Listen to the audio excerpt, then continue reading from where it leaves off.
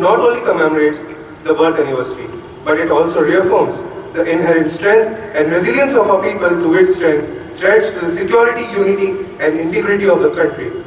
Because of his strong opinions for the unification of princely states into one nation, his positive outlook towards women empowerment, and his active role to rebuild India into what it is today, he is called the Iron Man of India. Mahatma Gandhi gave the title of Sardar to Vallabhbhai Patel. However, following the Bardoli Satyagraha, he was called Sardar by the women of the village because of his participation and his role. Sardar Patel put all his efforts to unify the fragments of princely states into the Indian Union, due to which he was called the Bismarck of India. Few states like Travancore, Hyderabad, Junagadh, Bhopal and Kashmir were averse to the idea of joining a unified India. When Nawab of Junagadh and Hyderabad acceded to Pakistan, despite having an 80% Hindu population, Patel sent the army there. With a combination of military and political tactics, he unified the princely state into India. He followed an iron-handed policy. He was also the first Home Minister and the Deputy Prime Minister of independent India. For his role in setting up the modern civil services, he is also referred to as the patron saint of the civil services.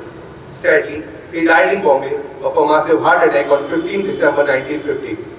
He was awarded the Bharat Ratna posthumously in 1991, and his birth anniversary is celebrated as the Rashtriya Ekta Divas since 2014. Thank you.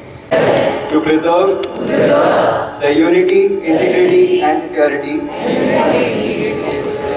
of the nation, and also strive hard to spread this message among my fellow countrymen.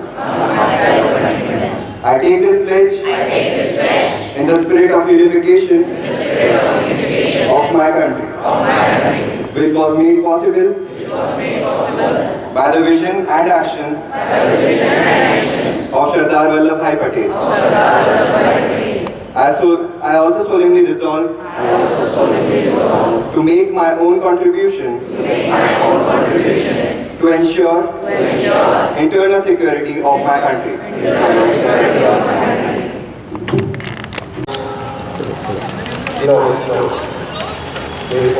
क्या